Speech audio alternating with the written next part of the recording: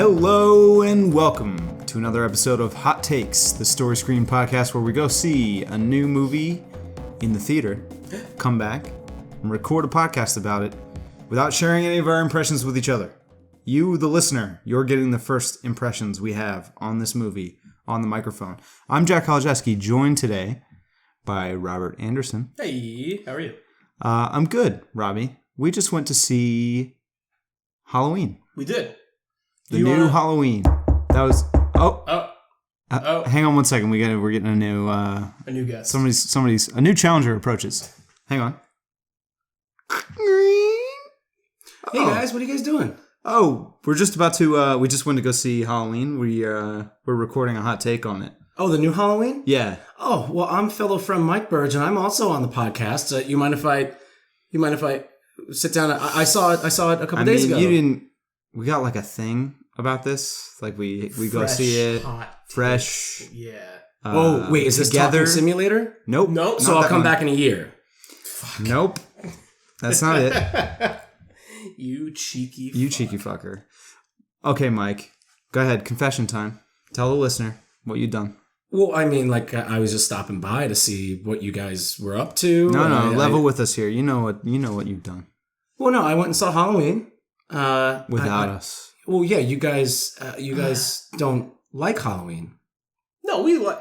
I like Halloween. Not like the holiday. I know you guys like the holiday Halloween. I mean, like the movie Halloween. I like the movie Halloween that I just saw for the first time yesterday, then saw the new one today. Yes, I also did that. And I like both. Oh, well, I didn't know that. I didn't know that. Yeah, so I went and saw Halloween over the weekend to check it out. How about you sit down, because you're standing just over us drooling, and I just need you to... No, it's fine. I'll stand. Join us. I'll stand. It's okay. It works. It's like a mic. We need a mic. Like a mic. For this. Yeah. We need a mic on this. Yeah, so I've been sitting down for a while. I just came from the Sixth Sense screening that we did for the Beacon Horror Show Part 4, which is going very, very well. He's kicking ass. He's doing great. And Night Shyamalan, a really good director. Yeah, your mileage may vary. That first one, though, you cannot argue. Sixth Sense is just a banger, man. That's a movie. I was bummed I was not able to see that. Yeah, I would have actually liked to see it again so I can definitively tell you how I do not care for his movies, and we just disagree on that. But can I say one thing about the Sixth Sense before we break into Halloween? Yes. Okay, so for everybody who understands that Unbreakable and Split are happening in the same universe, there's trailers out now, like the cat's out of the bag. Yeah. I believe that in Glass, Haley Joel Osment is going to show up as his character from The Sixth Sense who talks to ghosts, and that's his superpower. But that would be cool. It's happening, and I'm calling it right here on the record. I've been saying this for a couple weeks, but I've never said it on the mic, so... You got good prediction skills, but I thought Bruce Willis plays both characters, so then... How are you going to get around that? Yeah, Bruce Willis was Haley Joel Osment in a hairpiece the whole time. Well, it's going to be Haley Joel Osment looking as Haley Joel Osment does, which is not well. And it's going to be because he's going to be like a Dr. Sleep type character who's been going around the country helping ghosts finish their Casper shit. He's doing better than Edward Furlong is doing. Have you seen that guy recently? Not good. I think I saw him maybe 10 years ago, and it was not good. So imagine how he looks now. I don't know if I want to add an extra 10 years on to He probably is doing great. It's been a rough 10 years, let me tell you. For Ed, probably. But Hollywood sucks you dry when you're that young. Yep. Sure does. Anyway, so speaking of being sucked dry when you're young, this is kind of a movie about that. Halloween. Sucking? In a way. Is it about sucking dry? It's about your youth being taken away from you, right? Anyway, what you said already, Robby. So Jack, you've seen the original Halloween, but you saw it like a while ago. So we both watched the original. It's one that one of those movies that I saw, I think when I was like a kid, so young that it's basically, we watched it last night and it was probably the first time I've seen it. It's what I would consider the first time I've seriously sat down to watch it. Yeah. So effectively watched it the first time last night. It was my literal first time watching it, as is most movies, new and old. But I really like the original. And I mean, coming at the original with fresh eyes in 2018, it's it is definitely a movie from 1978. You didn't watch this recently, but I watched Texas Chainsaw Massacre, which I have seen for the first time. I have not seen that before. Last week with our significant others. Yes. That's a good date movie. They talked the entire time, so it was basically ruined, but that's okay. They also did that for Halloween last night. They love chatting. They're chatty catties during spooky movies. Yeah. But it's okay. It's all in good fun. Mm-hmm. Yeah, I like the original Halloween too. Mike, I think it's great. I assume you also like the original Halloween because you want to be on this podcast, and we wanted you to be on this podcast because we don't know jack shit about Halloween, and we know you do. No, so that's true. You guys do not know Jack Robby about Halloween. We do not know Jack Robby about Halloween. No. I Halloween is solidified as my top 5 movie of all time. Go. All right. My 3 are constantly kind of changing, as we talked about on our 100 episode, our favorite movies, stuff like that. Right. Back to the Future, Empire Strikes Back, and stuff like that. Who Framed Roger Rabbit? Yes. 5 is always like solidified. It's Halloween. I think it's one of the greatest movies ever made, and I also think that it is arguably the greatest horror movie ever made, in the fact of like what it came from, how it was made, the whole thing as a, not just like the hour and a half runtime. I watch this movie every year at least once, usually on October 30th, to get really juiced for trick-or-treaters. That's spooky. Yep. And I love this movie. I watch it back-to-back with the original Halloween 2, which is also a very great movie, which you guys have not seen that. But no. That basic idea is that it takes up the minute the first one ends. That's what I gathered. And it's like the hospital and like the aftermath and stuff like that. And that's where you kind of learn that Laurie is Michael Myers' sister, and that's why he's doing this whole thing. It's a very weird, really fun, cool movie. No longer canon. No, I mean, this is what's fun, is that H2O, if you're familiar with H2O, not water, but Halloween H2O. Yeah. The way the Halloween series, you want to just like get this out front real quick? We should do this. Okay. Before you get this out, actually, if you, listener, are listening to this right now and you have not, or you would like to partake in seeing Halloween and Halloween 2 back to back, Mike, I think there's a way you can help them out with that. Oh, well, this episode will be coming out like right before that happens. But if people in the area are listening, we are going to be showing Halloween and Halloween 2 back to back on October 30th in the year of our Lord 2018, the present, over at Shed, Spire Studios in Beacon. It's totally free. Starts at 8 p.m. We're going to show them back to back, do pumpkin carving, costume contest, horror movie trivia. It's going to be a blast. So if you guys want to come out to that, check that out. You can get more details either on our Facebook, at our Instagram, or storyscreenbeacon.com, which is the website that we make. Cool. That saves us the plugs at the end of the episode, so we can just cut this when we're done. Perfect. So go on. Talk us through the history of Halloween. Okay, so there are... Abridged history. Abridged. I've been working on this because I knew I could do this. Okay, so check it out. All right, so we have many Halloween movies. All right, so Halloween comes out. John Carpenter writes and directs it. Writes it with Deborah Hill. Does the music. Does the music as well, which he's a banger at doing music. Iconic. Before this, he really was just doing weird exploitation shit, like The Last House on the Left. This movie, the original Halloween, for all intents and purposes, is kind of a pop culture exploitation film. It's like a lot of tits, but they didn't want to do too much blood and stuff like that. Not that many tits. Enough. For 1978. Yeah, okay. This is the thing. Yeah, this is 40 years ago. And the way the Halloween series works is every 10 years, they try and do it again. Mm-hmm. And so they did 1 in 78. They did 2 in 81, I believe. Yeah. Then they did Halloween 3, which is Season of the Witch, which does not have Michael Myers. I've heard it's really good. It's very cool. Yeah, okay. And there's actually a cool reference. There's references in the 2018 one to all of the other Halloween movies that are out of control. I was like shaking. Well, just having seen the original and watching this one, there's definitely a lot of good references to the original. That's the one that they really focus on, but they also do these little tiny fun touches to all the other ones. So they made 3 because the original idea for the Halloween series is that it wasn't supposed to be Michael Myers every time. It was like every couple of Halloweens you get a new Halloween movie directed by a different director, and it'd be kind of anthology series, stuff like that. Interesting. Season of the Witch bombed because everybody's like, where's Michael Myers? They're expecting him to show up. And so then in 1988, I believe, 10 years after the original, they did Halloween 4, which it's kind of a soft reboot where it's like dealing with Laurie Strode's daughter. Laurie Strode has died in a car crash and her daughter is orphaned. And weird. Michael Myers is coming after her now because it's his bloodline. Right. 5 also follows in that thing. 6 finds The Curse of Michael Myers, which is one of the worst movie. It's crazy. Yeah. That brings in all this like magic shit where like he's unstoppable because like the devil's got him, and like there's this like organization called the Cult of the Thorn or something. Yeah, that's I was looking this up last night. Yeah. And they do that. That's got Paul Rudd in it in his like first starring role. Yep, I noticed that. Yep, wow. I saw that on IMDb and I was just like, oh, Paul, that's a guy who's not ready to be in movies in that movie. And in that, he kills Laurie Strode's daughter, and then she's got a baby. He's trying to get the baby. Completely tanks. They do these 3 back-to-back, and it tanks. So then, in 1998, 20 years after the original, they do Halloween H2O, which introduces teen heartthrob Josh Hartnett, OG teen heartthrob, as Laurie Strode's daughter, and they completely wipe away the canon, except for 1 and 2. Josh Hartnett is Laurie Strode's daughter? Son. Instead of her having a daughter, she has a son. Got it. That's how I meant it to come out. And they do pretty much. I don't know. I thought maybe it was like a very progressive thing, gender fluid sort of. I just go with whatever. Josh Hartnett can do whatever he wants. Yeah. Especially when you're talking about Jamie Lee Curtis. We'll come back to that. Yes.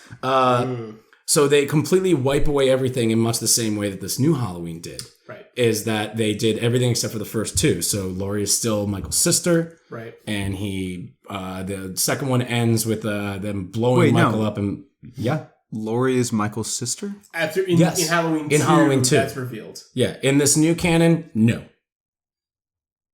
Hold on. Check it out. In Halloween 2, it's revealed that Laurie is Michael's younger sister. That he had a younger sister that was only 2 years old when he murdered his older sister back in 1963, I believe it was. Okay. And that Loomis never knew about it because it was a really weird, bad plot hole and they hadn't thought of it. And they came up with it 3 years later to come up with the reason why Michael Myers would go after Laurie again in the second one immediately after. Okay. Works for the sake of like, it's been around for 40 years. Kind of just like the one that got away. Yep. It's totally fine. Yeah. So they do H2O, which is essentially a trilogy capper to the original 2. It is not good, but it's really fun. Especially for a 98 movie. Sure. They do that, and then they do Halloween Resurrection, where Laurie Strode's character gets killed early on in the kind of the opening, and then Busta Rhymes kung fu fights Michael Myers and says, "Trick or treat, motherfucker."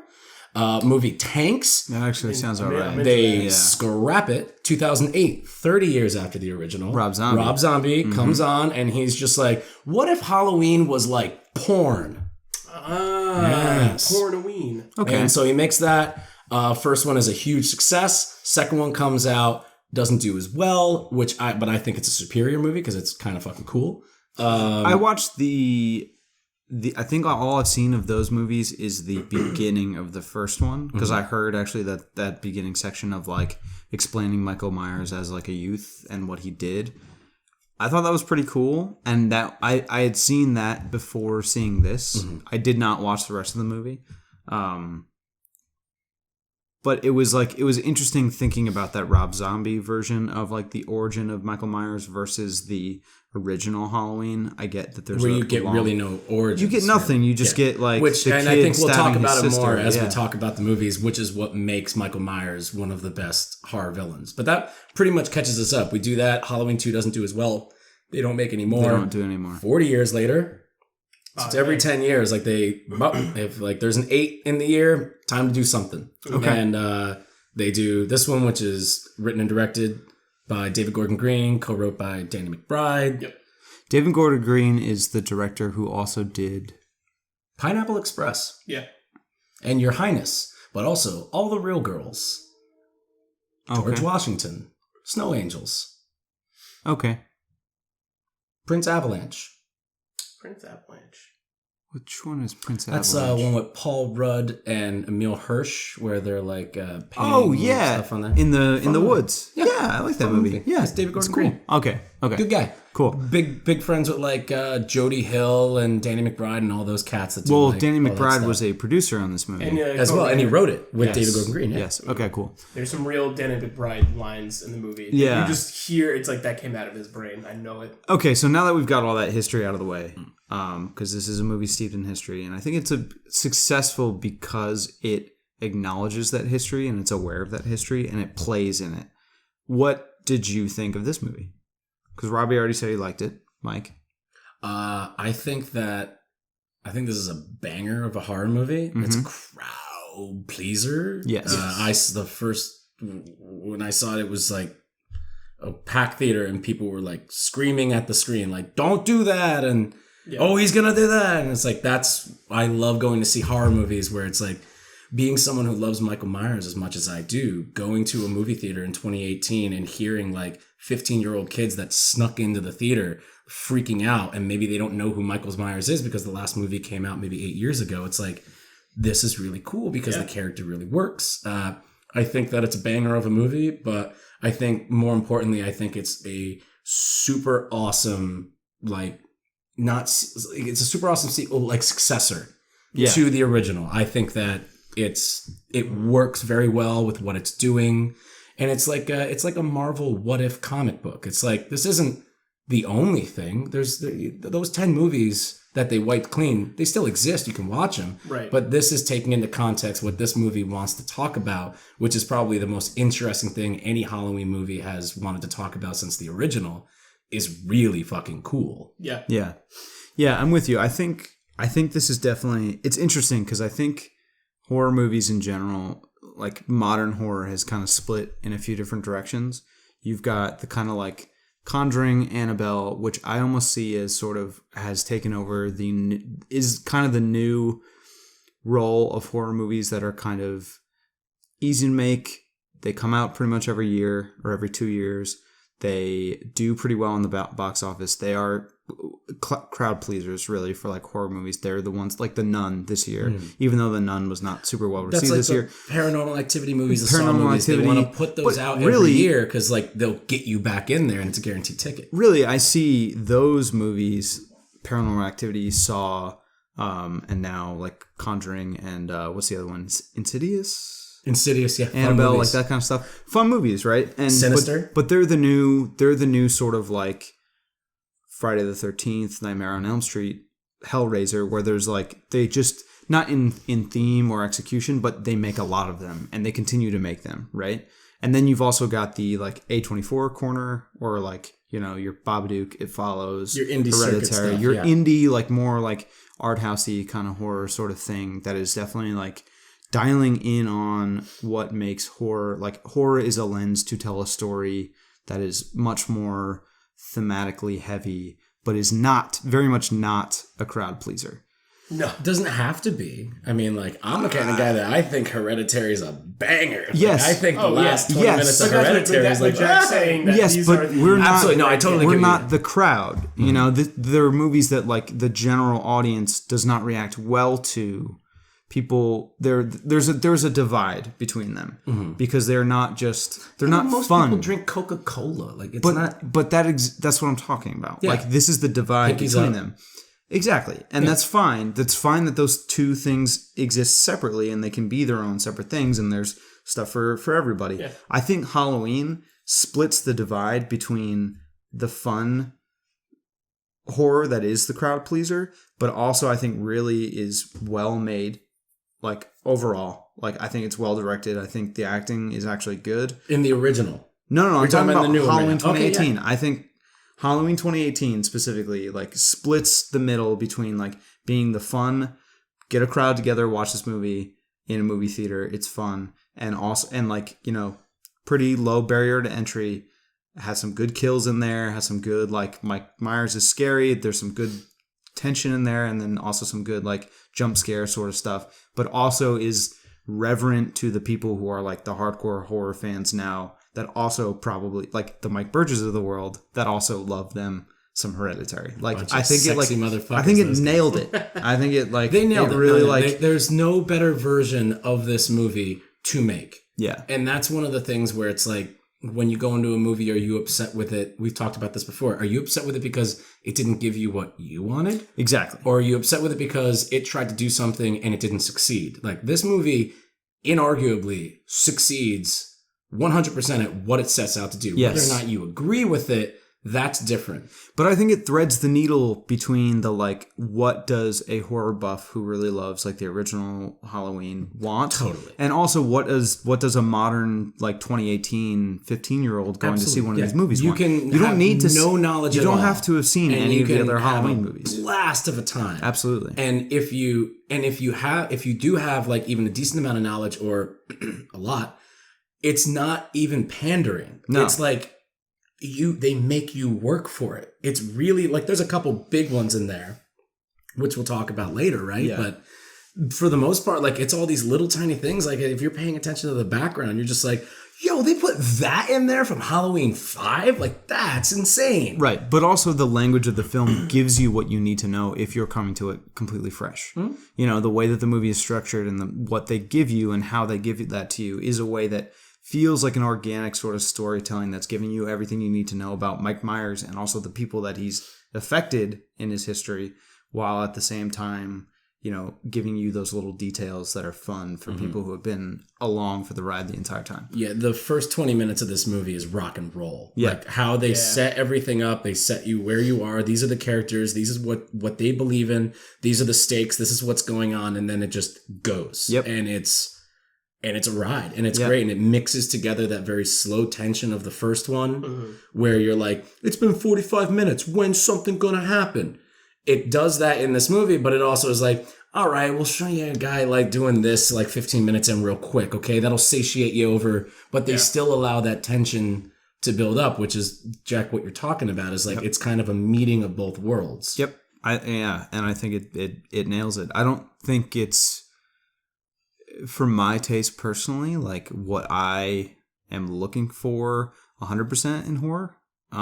It's just not my taste specifically, but I did really enjoy it. Well, and this it's not like it's not going to be my favorite horror movie of the year, but I really enjoyed it. Mm-hmm. This movie is so fucking up my alley. It's stupid. Like I really like. I'm like holding back. I love this. I like love the movie, especially just seeing like for me, just seeing the original Halloween yesterday and then seeing this movie today. It's such like a tight experience. Like not knowing anything else about all the other ones, which. You know, I was glad to now hear the history of it, but just have like the untainted experience of being like this movie 40 years later. That's movie, so cool. Like it's like it makes this movie so fucking good because my expectations going in are like really not like nothing, you know, because like you know I didn't really have any baggage coming in. Exactly. Like I really did like the original when I saw it, and like you know I do this, so I have the lens of understanding that you know it's a period piece now in a way, or not a period piece, but like it's a movie from a different era. It's of its time. You're like, you can tell that Absolutely. This is 78. Yeah. And then like this movie, you know, for me, it just feels like it's a spiritual successor as well as a sequel, as well as like a soft reboot. It's great. And for me, like, you know, I do... So usually, like, you know, the Annabelles, the Conjuring, those movies are like not up my alley, but I am more into the A24 kind of like existential dread. But also they hurt you. They make me feel actual pain. And like I can't see Hereditary twice. I can only see it once and that's it because I'll never forget certain things in it because it's in my brain forever. Yeah. But movies like this are like so up my alley because it's like it's a little bit actiony, which is like super for me. And well, the pacing is like you could bounce a quarter off that pacing. Oh my god. It's like it's such a tight movie and it wastes no time. And just the construction of it, the crafting of it is brilliant and like I was surprised by how much I liked it. It's really cool, and I think really immediately apparent watching the original 1978 Halloween and then 2018 Halloween, the like just how far filmmaking has come. Yeah. Like the modern, like, because I think this movie really like employs a lot of modern sensibilities of filmmaking. But still, like, it's like subtle in a way. You know? And I think that's what I really like about it, and or really one of the many things I really like about it is that it doesn't try and blow the doors off of its modern sensibilities. It's very much kind of like just uses it to facilitate the actual movies. It maintains the heart of the original but puts it in like through like modern like technique. Mm-hmm. And you know, I think the strongest thing for me about the movie is like, you know, the way they do character. Like, I think all the characters in the film are, like, really strong for either the ones that are, like, in the whole runtime to the ones who just have a few lines before they go. Like, there's some really great, like, performances in that flick. There are a few fun characters that are like, all right, this guy needs to bite it. This guy sucks. Yeah, there's a few people you meet pretty early on. You're just like, well, I'll see you later. Yeah. We'll see you later. Yeah. I was going to say something, but I'll save that. Yes. That. Yeah. I think but I do want to say, too, before we carry on, there's a very big difference between this type of movie and like the A24 horror movies, because if we really want to break down specifics, this isn't a horror movie. This is a slasher. Yeah. And it is a subgenre of horror, and slashers have and that's where the action comes from, because slashers are horror mixed with action tropes and melodramatic stuff. Yeah, it's like, oh, we're going to have a body count, and people are going to be acting in dumb ways where you're like, that guy's going to die. Like, very different from horror. Like, you really can't compare a movie like Green Room and Hereditary and stuff like that, and The Babadook, to something like this. Like, those are very psychological in nature. Yeah. But Green Room's is almost the closest. A slasher, it's almost a slasher. Green Room accidentally becomes a slasher by the very nature of the situation that the characters are put in. Yeah. Where it's just like, we're coming to get you, Barbara, kind of stuff. Yeah. My introduction to like slasher movies, or like the earliest slasher movie I saw was Nightmare on Elm Street.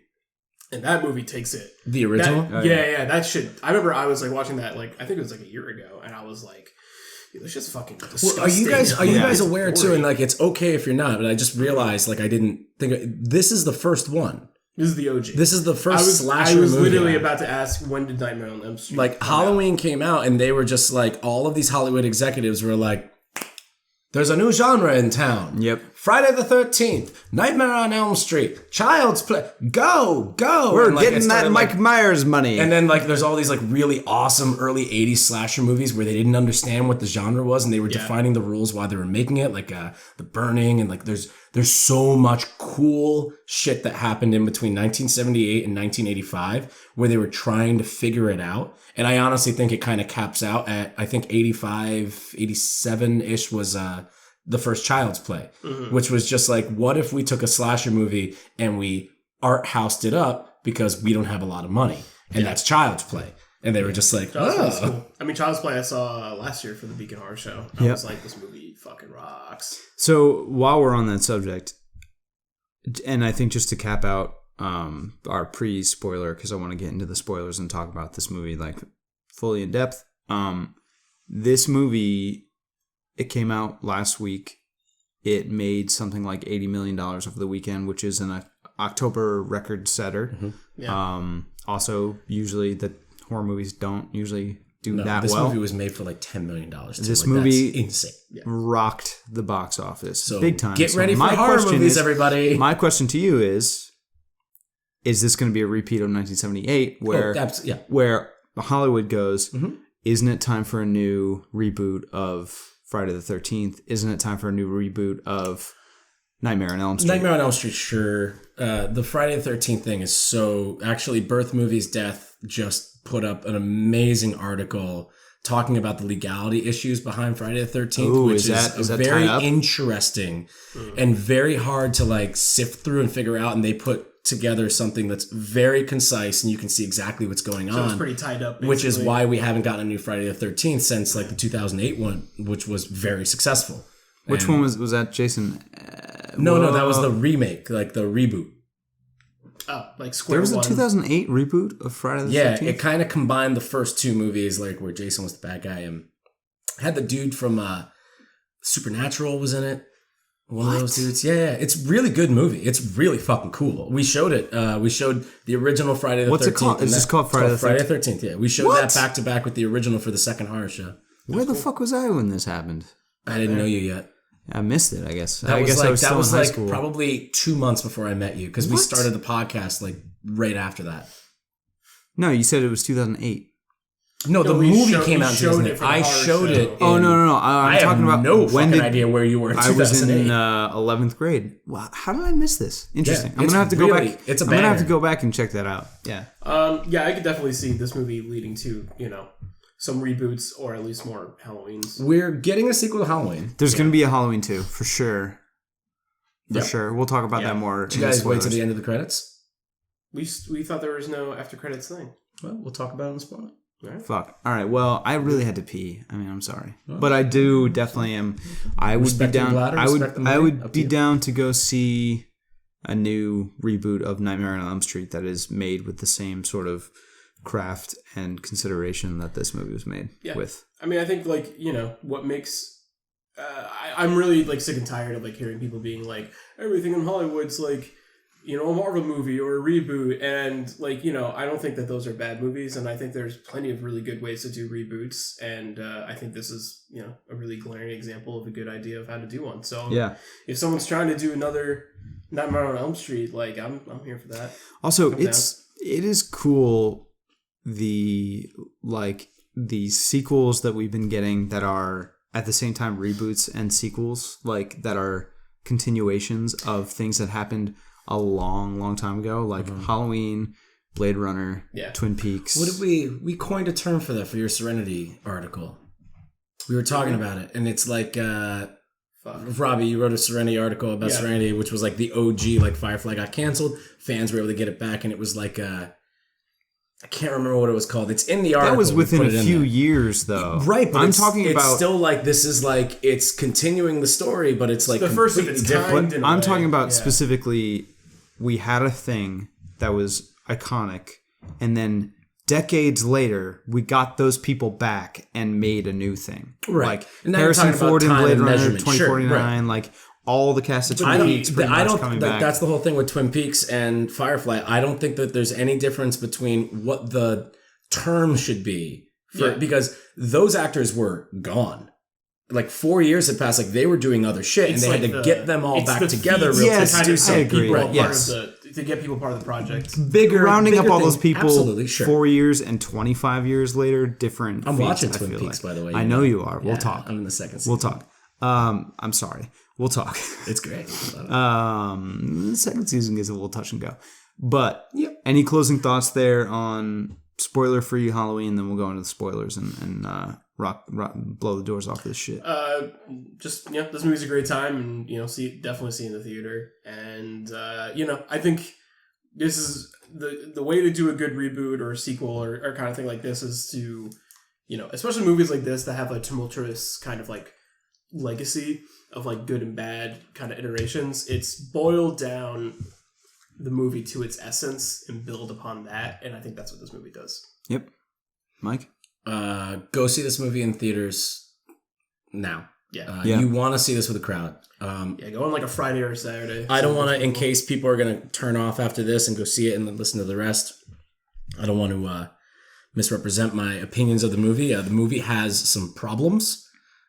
Which I think are just kind of born out of like the necessity of making a movie like this, making a slasher movie. Yeah. And I think it's fine. But I also will say, and you're gonna have to stick through to the end to like really get it. But I do believe that this movie is the battle cry that we needed after certain Supreme Court stuff happened. Because this movie very deeply deals with the metaphor of survivors and how the world perceives people who have gone through traumatic events 30, 40 years ago. Yeah. It's very specific to that, and I think it's heavily the most interesting thing that I caught in the movie, and I'm really excited to talk to you guys about it. But I think that the movie is very smart. It is a smart movie that is doing a bunch of dumb stuff for fun, which is what the best slasher movies do, because slasher movies are dumb. But if you do it in an intelligent way, it becomes like a really fucking cool. Yeah, cool. All right. Well, and there's also great actors in this movie too. Everybody is on fire in this movie. Yes. All these younger ones, whoever plays like the boyfriend with the long hair, who's just like, I'm smoking pot all the time.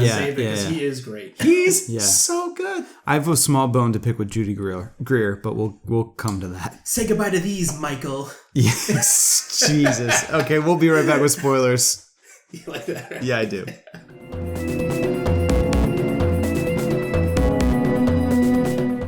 Hello, and welcome to another episode of It's Fits, where Story Screen's own film laureate, Brian Robert Fitzgibbons, speaks on a film.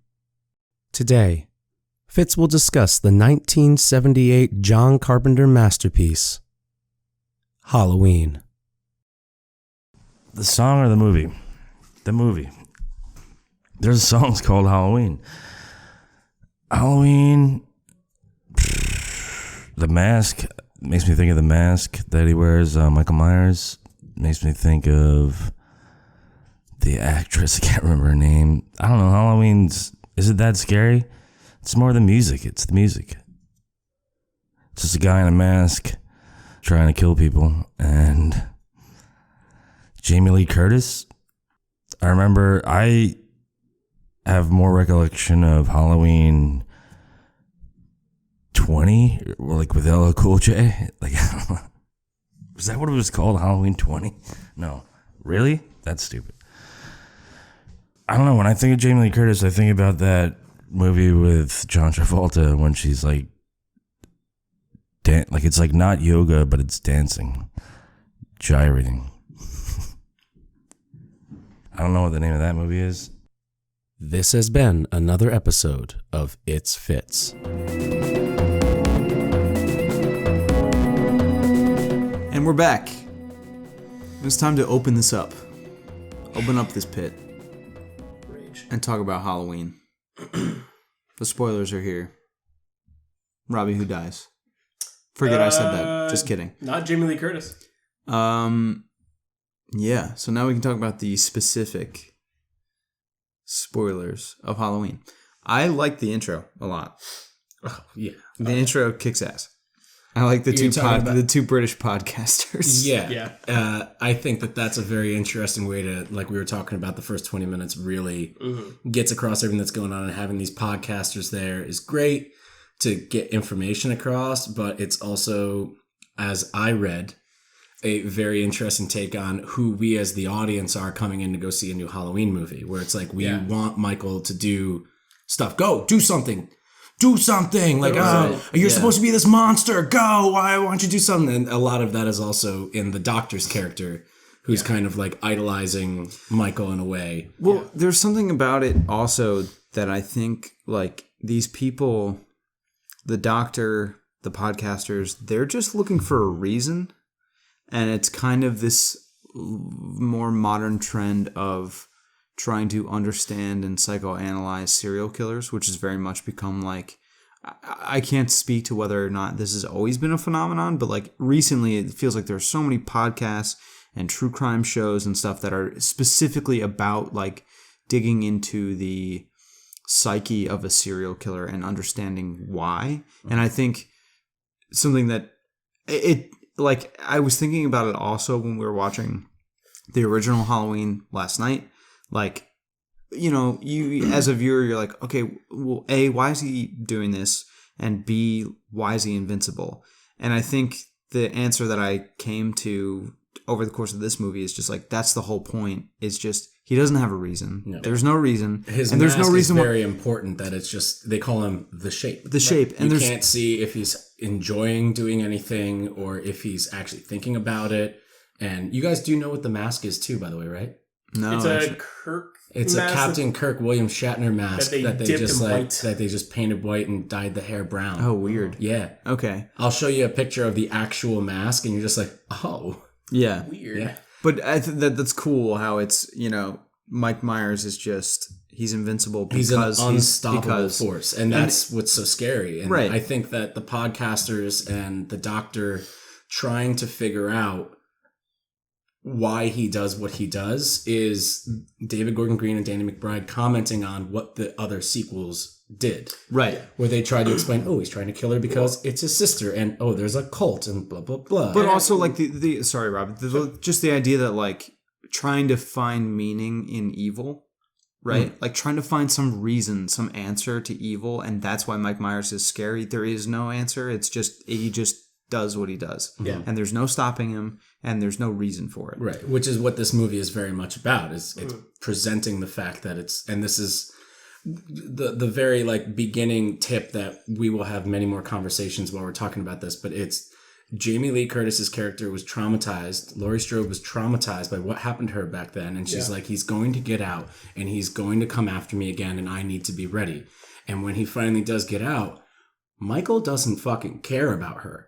No. At all. No. She's not on his radar until, like, he's just brought there by the doctor at the end to be able to do it. Like, and he's just like, here I go kill him again. And this is, like, the idea of, like, the victim-victimizer relationship, where it's, like, the victim's life is changed forever, and they think because that this was such an important moment for them, however bad of an important moment it was, it's everything to them, and it defines their life and destroys it.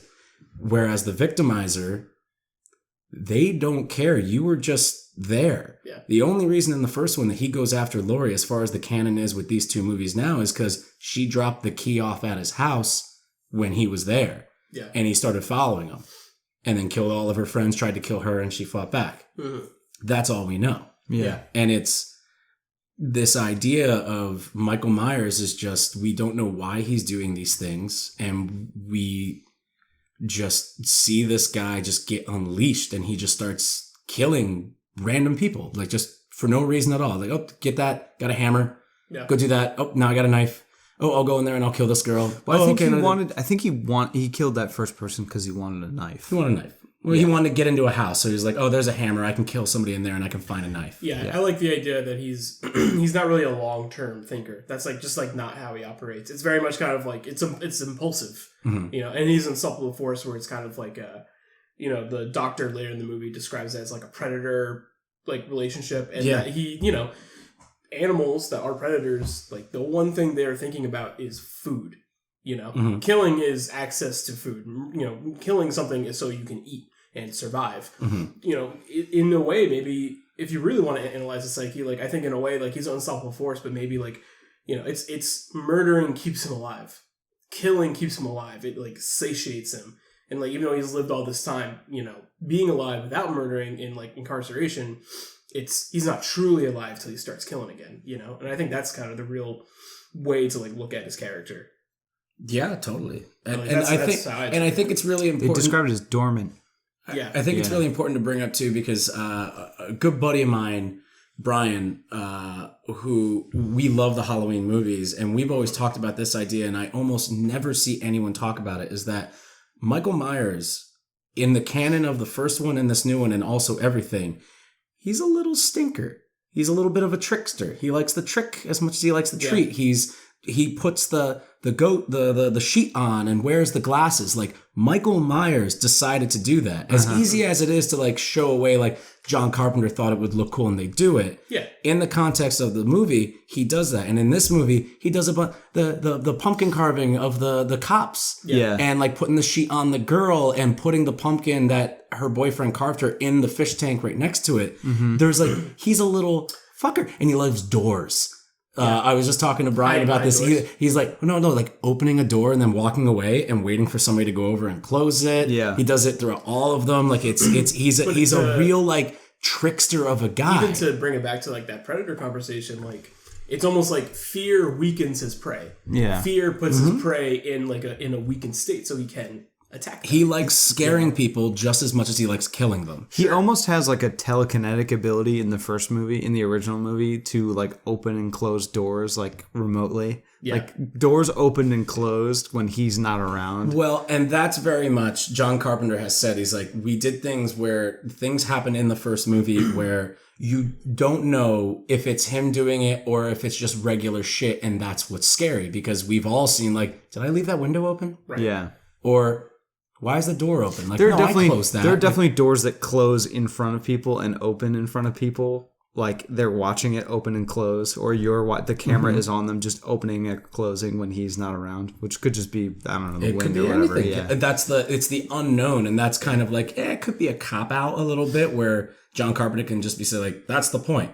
But it's also like, that is the point. It's supposed to be scary. Yeah. The original Halloween is very like simple, and that's, you know, part of what adds to the fear of it, and that's part of its charm, you know? Totally. It's that's why, you know, I think that's why for years it seems like the people who make Halloween have kind of like lost their way because they're trying to psychoanalyze this person. And I think by having the podcasters in this movie, you know, now it's such a good idea for a reboot, because, you know, if they talk about anything that happens in the other, like, quote unquote non-canonical Halloween movies, it's like, oh, it's a myth.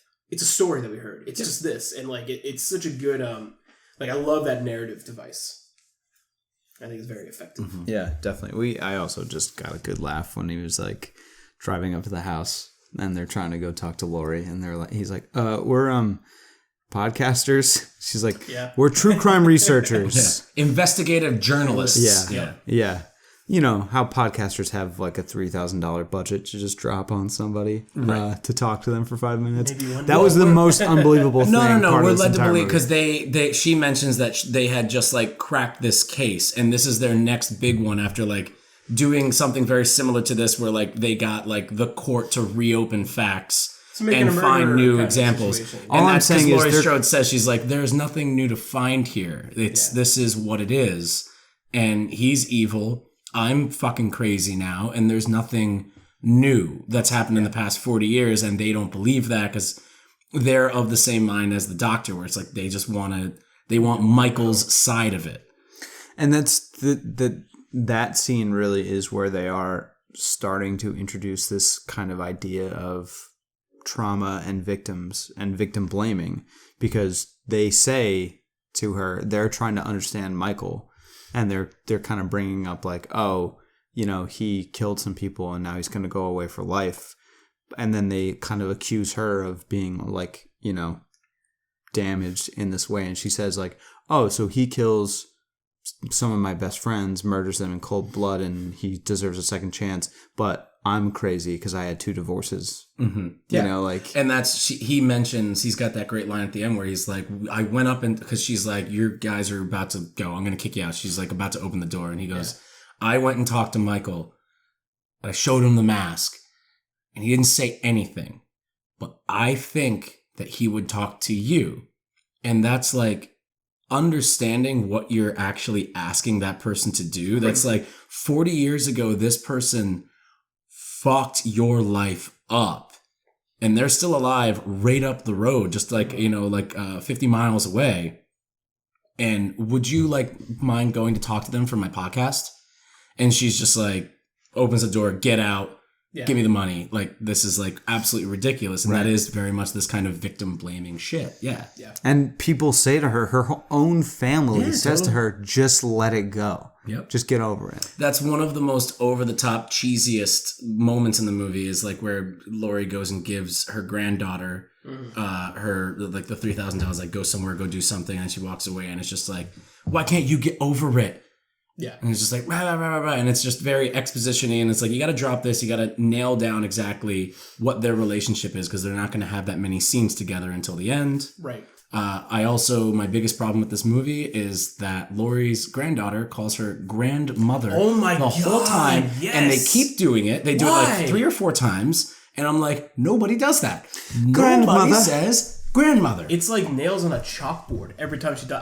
I'm so glad you just brought that up, because I like forgot about it. Not a problem. It's fine. It's a word. It happens 3 times. Bleh. Drove me insane, though. Drove me insane while I was watching. I was like, why? But again, at least she doesn't mix it up, because that'd be even worse. If she said grandmother 3 times and grandma once, you'd be like, ooh. You got a grandma in the middle. She's just a weird kid. Fuck it. If we're airing our grievances now, can I talk about what bothered me? Please. Oh, yeah. Oh, my goodness. The only thing that bothered me, again, it's fine. It's fine. But Laurie spent her entire life prepping for this, right? However, a tactician, she is not. She got very lucky at the end there, I think. But in what? It's just the little things. What's the thing she got lucky with? Like, what do you? Well, like, I'll come back to that. But I just think like her ability. Okay, she's fucking nuts, by the way. Too. We all agree on this. Like, she doesn't nuts. That's why she's able to pull everything off that she does.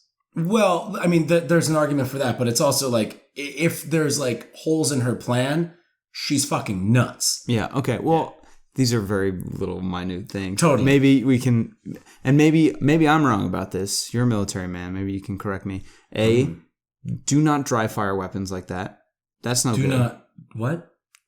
Dry fire weapons when she's like cocking all her shotguns and firing them like without any bullets in them. Yeah. That's not good for your guns. Don't do that. Fuck you. Whatever. Also, her trigger discipline, no good. Right. No good. Yeah. Yeah, bad for the guns. Sure. Bad for the guns. Looks cool in a movie, but come on. Looks cool in a movie. Listen, I wonder why they did it. But isn't her whole character in this movie? I've been preparing. I've been doing because she's also fucking. When nice. I saw her, I was like, sick. This is the Sarah Connor. This is the Terminator 2 Sarah Connor. I think that's such an important distinction. And that's awesome. She doesn't have the training that Sarah Connor has. She's on her own crazy fruition has been like, I put together this bunker and this crazy thing, which is like, that's pretty good for in Terminator 2, they have the line that explains everything. It's like she was dating a bunch of guys that taught her all this shit. Laurie Strode is like, she was married twice, and who fucking knows? Like, not military where guys. are those guys?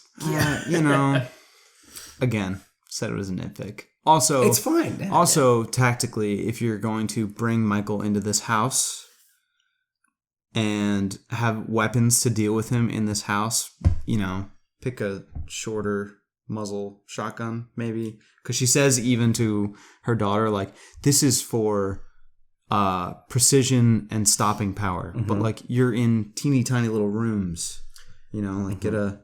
Yeah. Smaller gun. I actually kind of buy that when she was like doing kind of corridor shooting, and she had like this long ass rifle. It's like so around. I believe too, and this is kind of talking about the ending of the movie just very briefly, but I do believe that her entire idea is that she doesn't want to just kill Michael. She wants to trap him down there so she can watch him burn. She wants to confirm. Yeah. She wants to watch him burn. Kill. She doesn't want to shoot him in the head with the guns. She wants the guns to be able to lead him out of the room so she can close all of the doors so she can get him into the trap. But she also probably appreciates at this time that it doesn't matter if you shoot him. No, she's fucking crazy. That's the thing. Yeah, I guess. Yeah. And that's why Judy Greer towards the end is just like, oh, like we've got him. Like he's right there. He's at the door. But that's what I mean.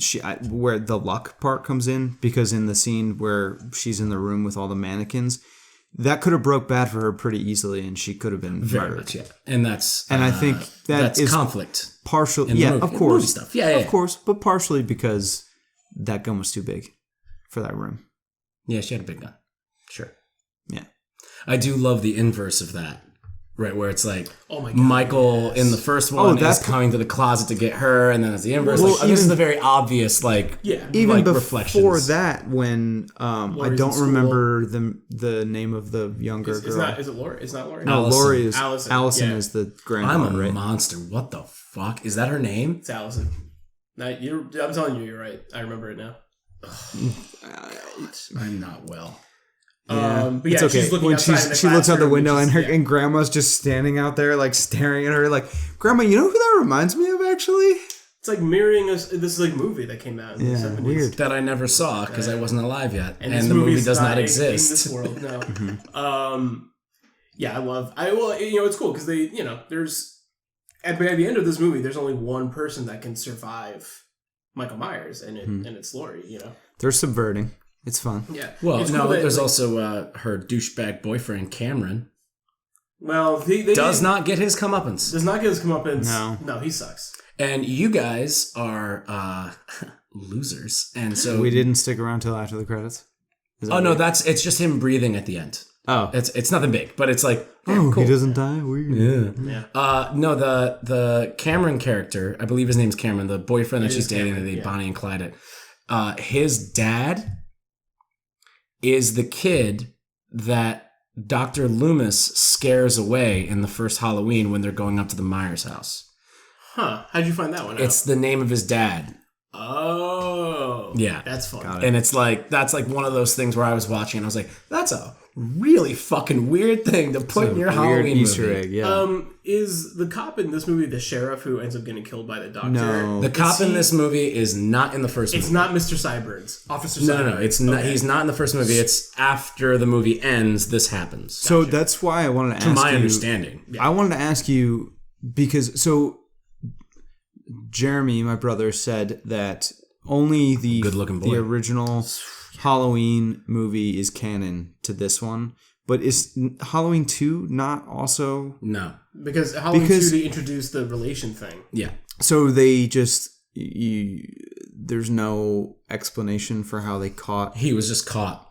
He was just caught. This is one of the problems that I have with the movie, but it's like, again, it's not a big problem because they explain it And, if I don't buy their explanation, that's me. If their explanation is like, we caught him and we put him in jail.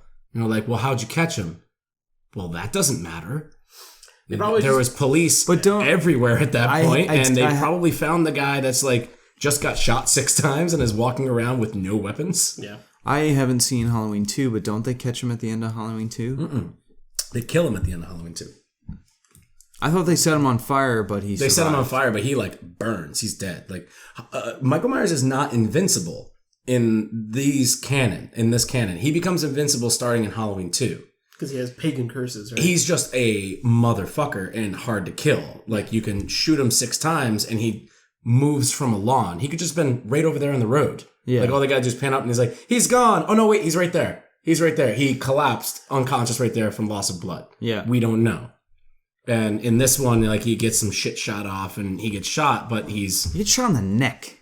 He's shot on the shoulder. It looked like neck to me. It looked like it got some neck meat on that bullet. Look like he got clipped. He definitely got clipped because you see him wing back, kind of. Yeah, got clipped. Yeah, dude got stabbed in the eye 40 years ago and was still fucking shit up. So he's a tough guy. He's a tough guy. He's not invincible. No, he's just like a drunk dude.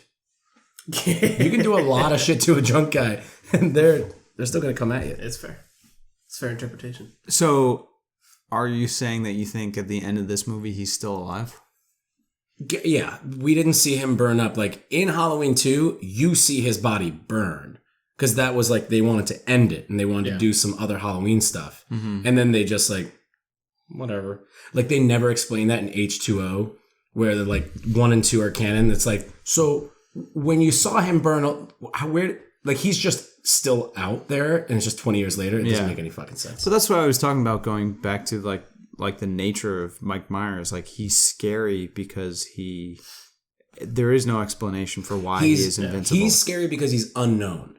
Mm-hmm. We don't know if he's invincible, but it certainly fucking seems that way. Seems like he is. Nobody's stopping him. Yeah, he is the unknown. He is why the shark is scary in Jaws when you don't see it. It's what is it?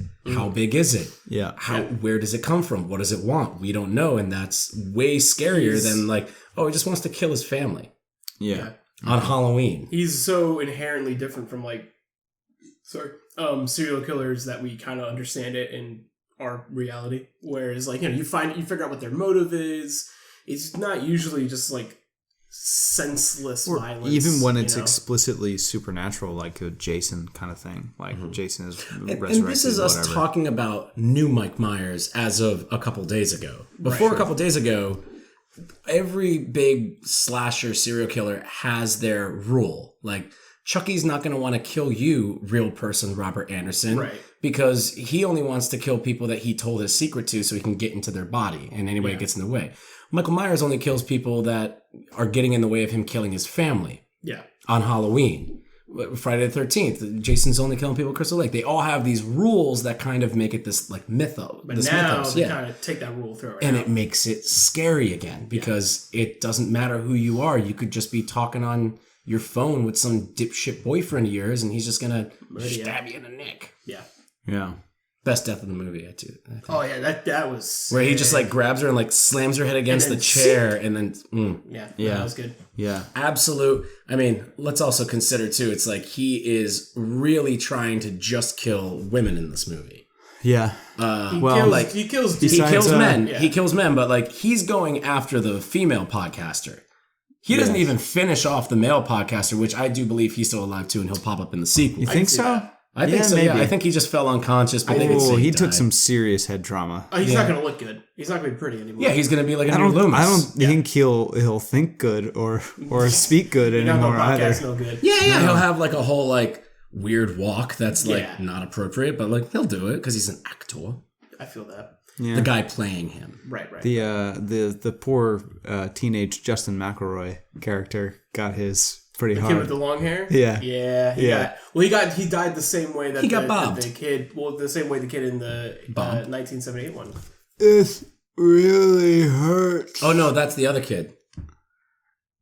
The chubby one in the yeah. I know what you're saying. Teenage Justin McElroy. Come on, I thought you were with me on this. I am now. I'm here.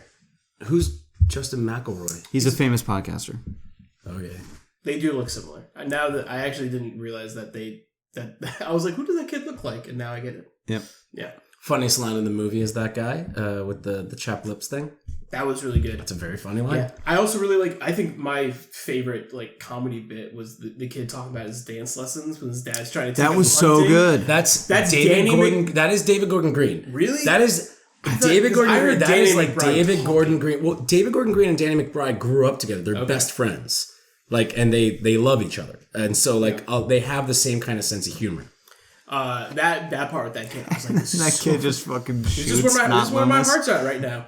And then he shoots that dog. Yeah. And then Mike Myers he's snaps like, his "Oh, neck, which fuck." is that's a mic drop when he does that. That's like a yo. Well, it kind of shows you the He stakes, just killed the kid. And it's also like it sets the stakes right there where you're like, this guy he doesn't care. Yeah. And it also builds that 15 minutes later when you hear that baby crying, you see him approach the baby go crib, kill you're that like, baby? well, I don't know. Yeah. Are they? And David Gordon Green actually had a really good response in an interview I read about, they were like, why didn't you, so he didn't kill the baby, is there any thought process behind that? And David Gordon Green was like, I figured it would just be a little rude. Which, that's thinking perfect. when you That don't is kill a perfect. baby on screen. You already fucked that baby up because his mom got moited. It'd be a little rude. Yeah. Baby's probably going to die by the end of the night anyway. How long do babies live without human beings around them? Not a 30 ton. or 40 seconds, I think. Yeah, right. Yeah. They're fragile. Like a glass egg. Mm-hmm. You guys want to geek out about John Carpenter's score for a minute or two? Oh, yeah, I think we should. Yeah. That's that good shit. Yeah, It's a good. I'm gonna pick Best that part of the vinyl. movie. Hands down, right? Yeah, it's pretty awesome. It's it's like when there's a good soundtrack, it's like what sews all the good stuff together. That's why we like Mandy so much, is because the soundtrack kind of is like the last bit of connective tissue that's makes everything really work. I mean, the use of the original score and the way that he changes it over the course of the movie, which you are more familiar with the original than I am. The score in the original, that original theme, I don't think he plays with it in the same way. Yeah, no, he brings it. Does he but does he bring it down and slow it down? Oh yeah, he messes with sometimes? it. That's John Carpenter's new thing. He did this with his son and his. But I'm saying he did that in the godson. original. Yeah. Okay. Yeah, he pretty much kind of kept it pretty standard. That's what I'm saying. John Carpenter's in the new whole one, thing, he's chopping and screwing it a little bit. John in the Carpenter's original, whole it's thing pretty when he much- was first scoring his movies was he always liked to consider music to kind of be more atmospheric, you don't notice it, and it kind of sets the tone and allows things to happen, which was always crazy coming from somebody who was such a prolific composer for his movies.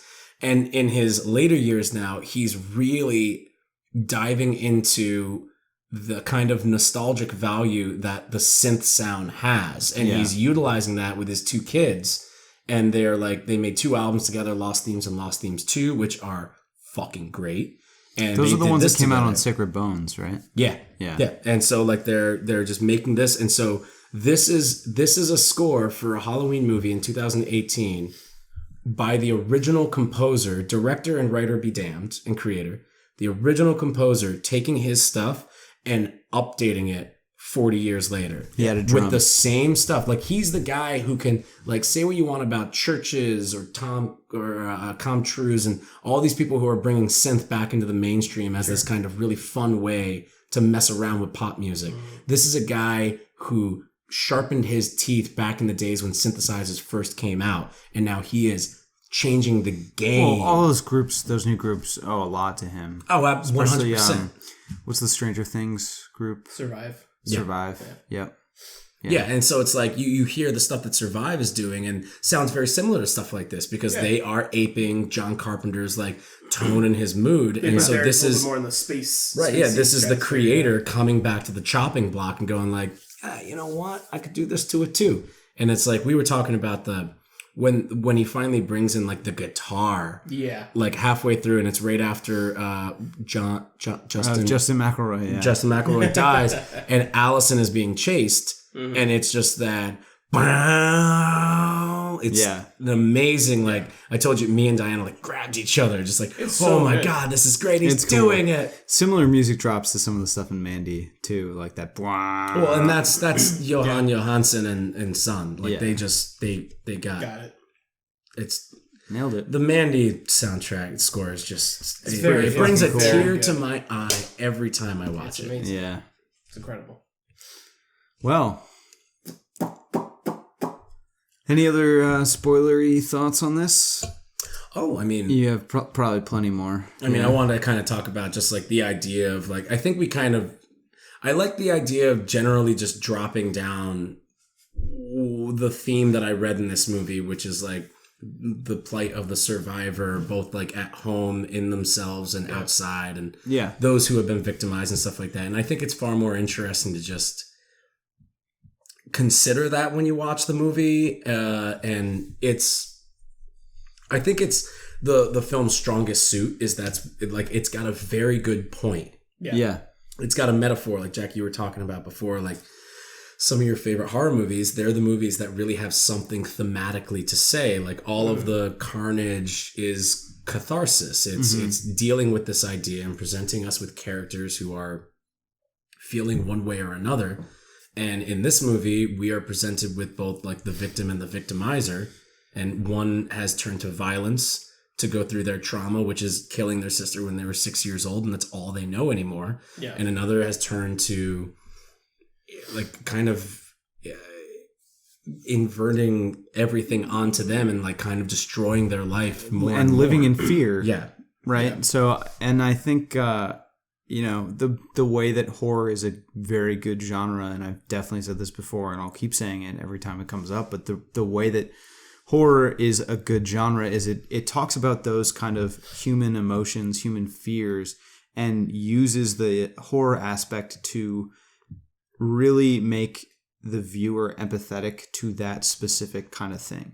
Babadook works because it takes depression and it uses a monster to make you feel what it's like to live with that kind of thing. 100%. Halloween works because it takes Laurie's trauma of being a victim and puts it in a mask and makes it a shape and makes you understand what it's like to be chased by this person with a giant knife. That's what it's like to have been traumatized, been victimized, and have to deal with that kind of thing. And like it works because it uses this kind of hyperbole, this metaphor to like describe to you, to the viewer, what it's more so make you empathetic and make you understand what it feels like to live with this kind of thing. Right. And you also get like dick jokes and bloody gory kills. Yeah, like, and it's also that's fun. awesome. Like that's what's cool about it. Like I think it very easily could have just been one or two of those things, but it's all three. And it's a little for everybody over in crowd A and it's a little bit for everybody over in crowd B, and so everybody's happy. And that's what I meant up top, is it like threads the needle of all these things. Yeah. I agree with all that. I don't really have too much to add to those points. It's good. It's good to have a movie. Strong women who don't just get murdered by the end. Yeah, of it, it's cool to have the three of them at the top of the stairs, like looking down on the fucking movie is a feminist battle cry. Yeah, shit. Like it's insane. I'm here for in the way most horror movies are. And this one just like really wears it on its sleeve, especially in the third act, where it's like the final girl. That's a phrase because of what they utilize that metaphor for in horror movies and slashers in particular. We get a movie where we are presented with this 3 generations of women who are all affected by this trauma that happened 40 years ago, and none of them die. They all come out alive, but changed how, we don't know. And that's the final shot is kind of alluding to Laurie Strode's original daughter from Halloween 4. At the end of Halloween 4, she stabs someone in a clown. She's in a clown costume and she stabs someone, and we see it through her eyes. And Dr. Loomis sees her at the top of the stairs, like with a knife and like the clown costume, and he tries to go to shoot her, and like they stop him, and like it's a new Michael Myers. Oh no, it's hereditary. Blah. And that's kind of what they're going for. I think is like the trauma that Allison has now felt throughout this. She is holding the knife and she hasn't dropped it. It's still in her hand. They've gotten in the truck. They're driving away and she's still gripping the knife. She looks down and she sees it, and we like classic 70s exploitation grain, like still frame on it and kind of zoom in very slowly and then cut to black. Yeah. So they're presenting the idea. It's like Judy Greer's character has found some kind of comfort with the relationship she has with her mother, where she realized, you were right. and that the world can be deadly and everything that you taught me saved us. Plus, she has the best fucking moment in that movie. Oh yeah, absolutely. Did 100%. You guys? How was your crowd when you saw it? No one in the theater. No one reacted. Dude, man, when she did that, gotcha. It was just it was crazy. Really well, I mean, like, you know. We were laughing. Like, of course, we enjoyed it. Like, our row had the most reactions, I think, to most of the movies. Like, we had some hearty laughs, some good, like. But everybody else, there was only probably half a dozen other people in the theater with us. So it is what See, it that's is. the thing. That's like going to see it like with a big crowd. That like I really feel like that painted an impression on me to really consider it and talk about it, because the movie's got its problems. Just like in like the, you know, the scene to scene kind of stuff where it's like, well, why that? Why this? That's an odd choice. But that's when a slasher thing. But again, when you look back on it, you're like, that's fine. That's fine. Like the movie is talking about way more fun things to consider than like, should they really be like dry shooting? It's okay that Laurie is not Sarah Connor and she does make some tactical mistakes. Yes. I'll give her that. Yeah, it's fine. It's actually informative of the character. Yeah, she thinks she knows what she's doing, but she's actually she does no not. idea. Yeah, I mean. Listen, it's a pretty big tactical error to lean up against a door when you have this whole lockdown palace to like lean up against the one entry point that has glass on it. Right. Yeah. After like I don't know. You're within 20 feet of your fucking assaulter for the first time in 40 years. You're thinking completely straight. You put your back to him completely. Mm-hmm. Well, you're thinking very straight, and you're considering everything that whether you're doing. You're straight you're or getting not. what I'm doing. You over don't here, put right? your back to him. Well, she's over eager. That's the thing. In those last moments, she's scared. Like, she's scared, but she also like she wants the kill so bad that she's, I think, making a few mistakes. Just don't put your back to people. And as far as movieing goes, like it's supposed to be. It's like we're meant to believe that she's super brave in fighting Michael. That's what we've been led to believe. And as soon as she sees him, we see her crack. Yeah. And we see her break down, and she's like, mistakes. What am I going to do? What am I going to do? Okay, I can do this. I can do this. And in that moment that she's rallying herself together, he's like, I'm just going to fucking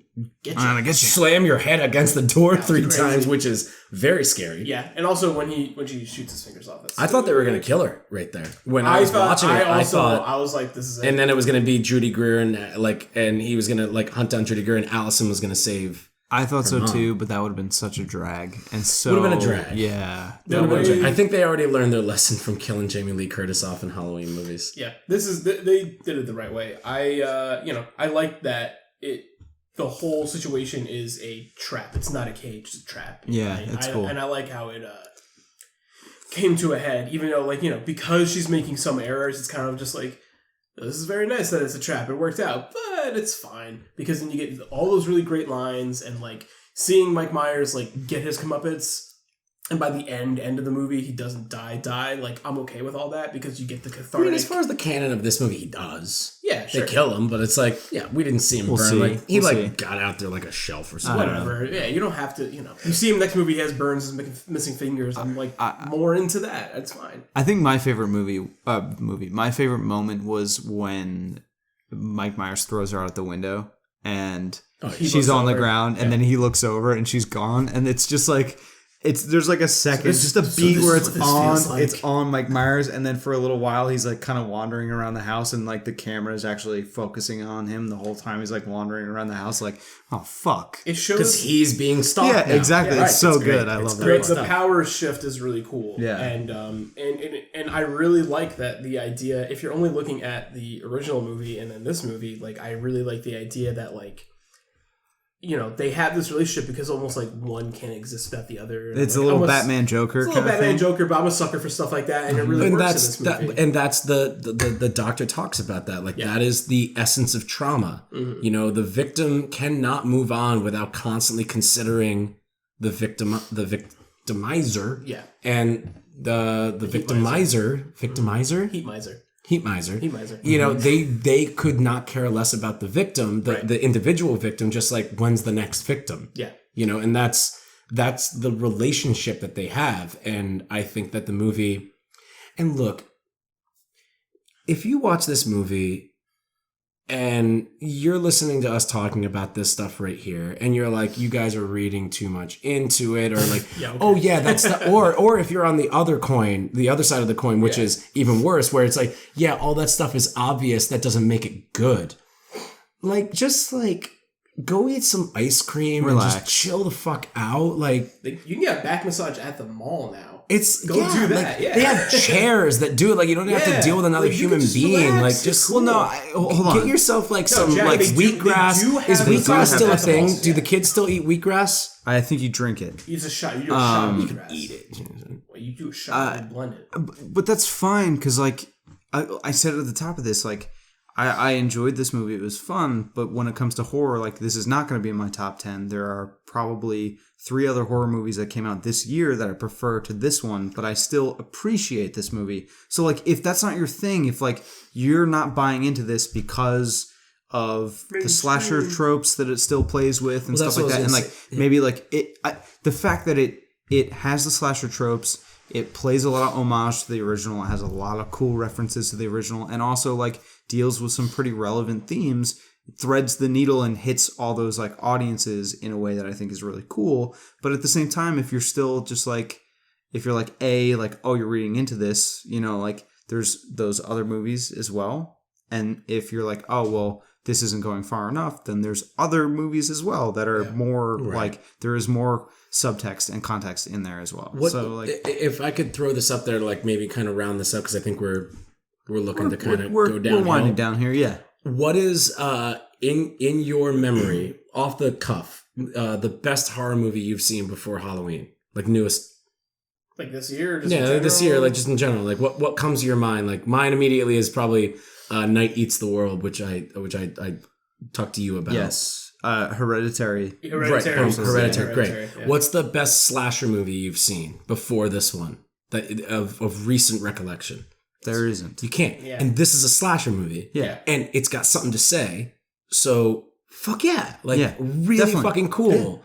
Yeah. No, I'm here for the modern slasher. Like, I'm into it because kind of what I said at the top when in the non-spoiler area where I was just like, you know, I like the actioniness of it. And what I was really happy with is, you know, I think Burdge, you were afraid when we were watching the trailers, because the trailers did kind of pitch it in such a way.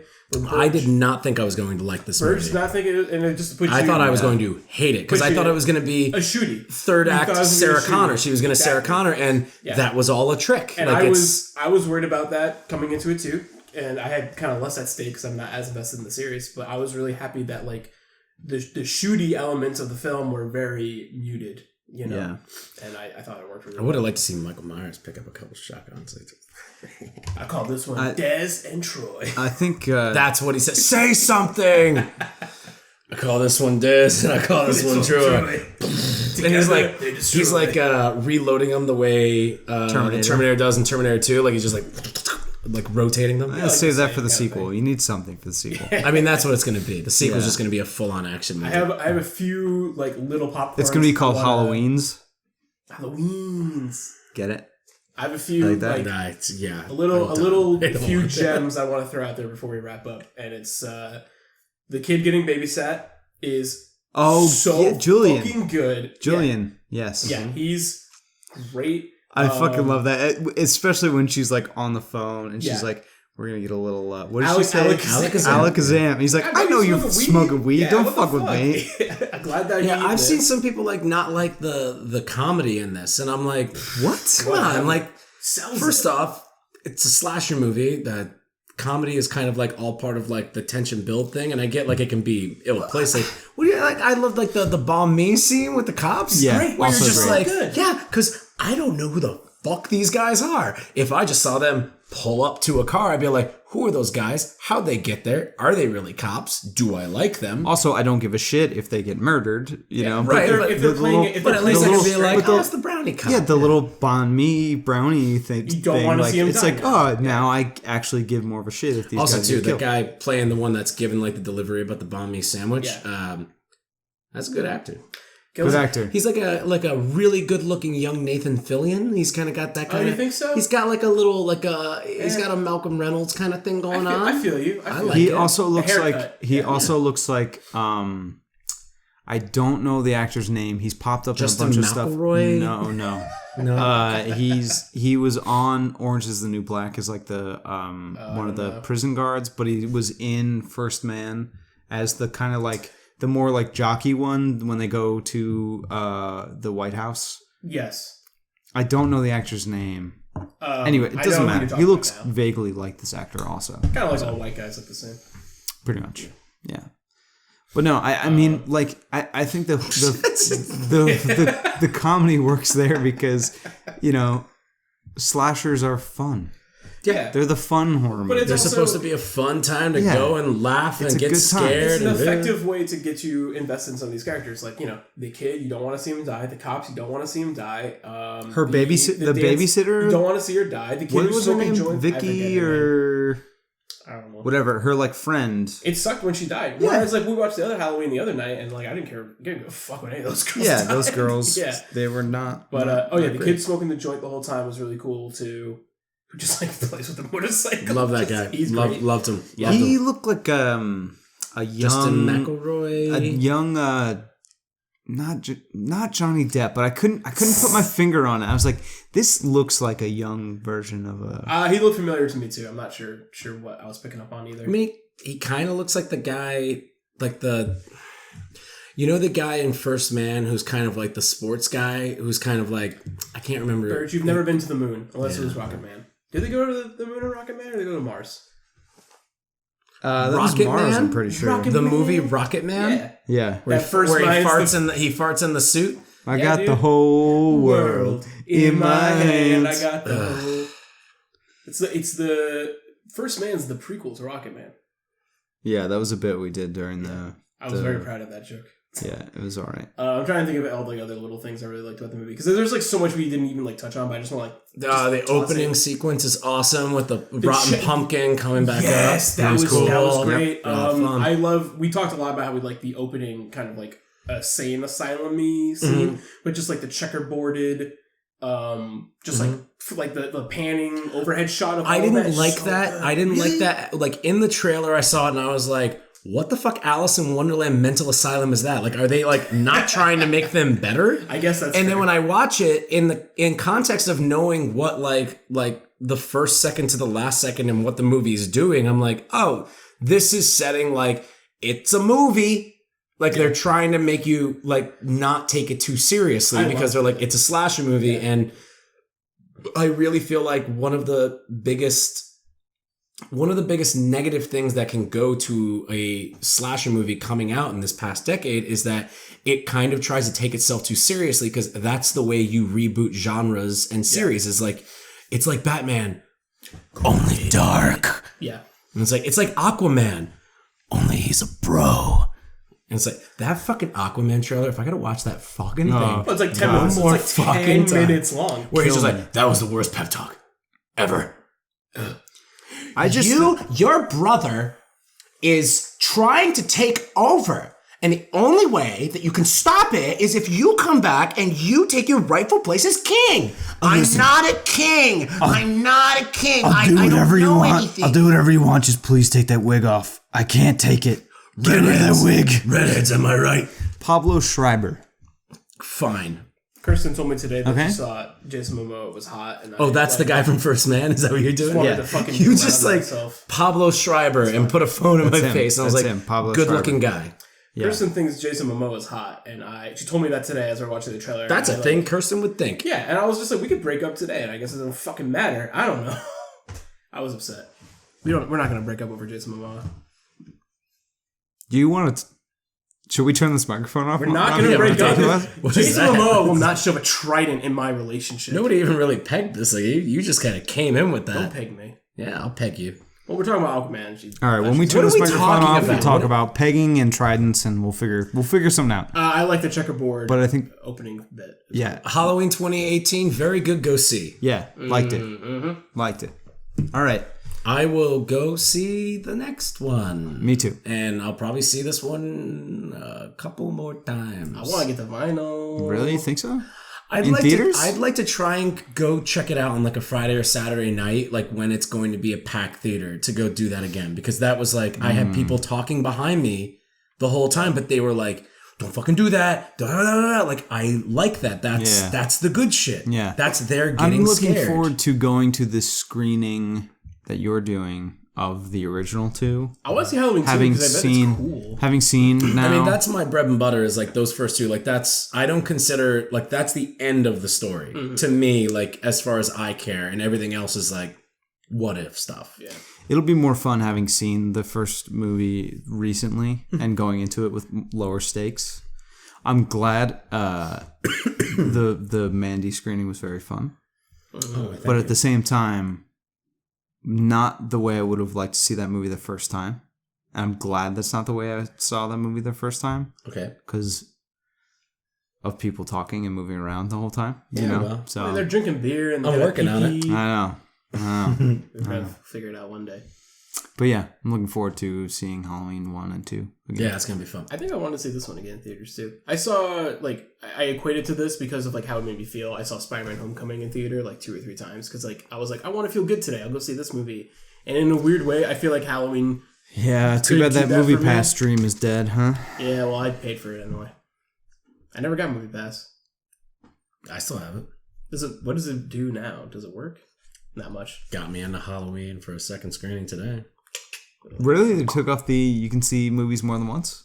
Or are you no, I paid for a the liar first one because and it was cheat? No, the first one, it was like you can't really go see opening movies on opening weekend. Yeah. But if you want to go see them again, and honestly, I'm so busy, like I very rarely can get out on opening weekends to be able to go see them anyway. Yeah, we haven't got you on a hot take in a minute. Fine. It was good. Yeah. You know, Movie Pass is like I'm paying $10 for the experiment to see where it goes because everybody's dropping off. And maybe once everybody drops off, they'll just be like, so for all of you people, like I'm hoping that they'll pat me on the head for sticking around. Good boy. Thank you for staying. So for everyone who's sticking around. I've already switched to Cinemia, which is basically the same thing, but slightly more inconvenient when you're trying to watch a movie. Yeah.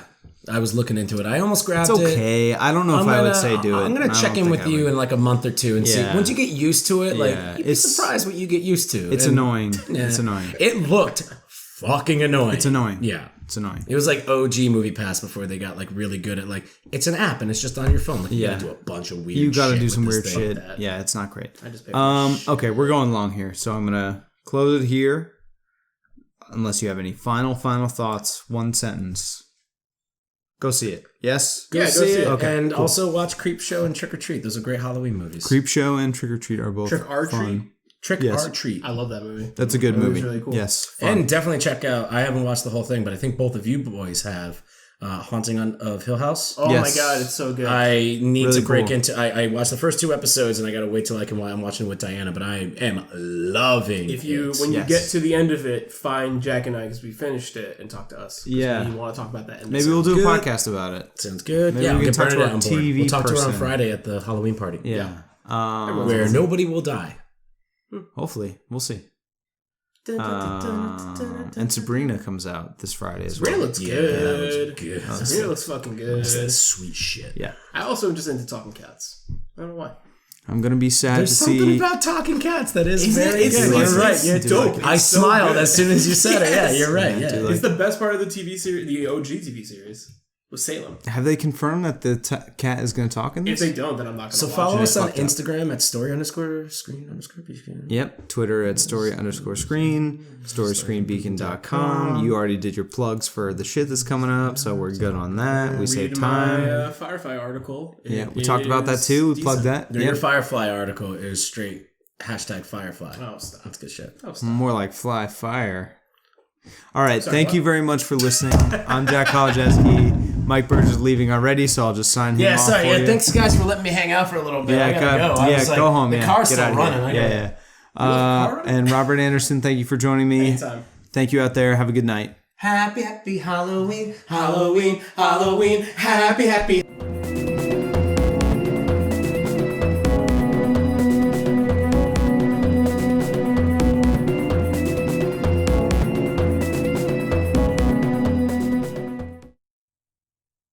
What do you want me to turn off the fridge? Actually, should I do that really quick? I'll do that really quick. Turn off the fridge really quick. There you go.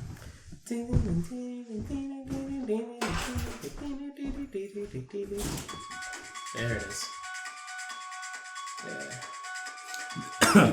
Is it the new version's cool too? This is the new version. This is the new one? Okay. But this is the new theme that he does in it, which is...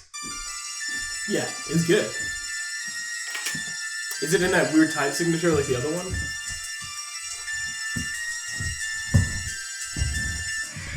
Yeah, that is so sick. I wanted to talk about that. When that shit breaks, baby, Diana and me like grabbed each other. We're like, he's doing it! He's doing it, yeah. Does sound good to you? Level sound good?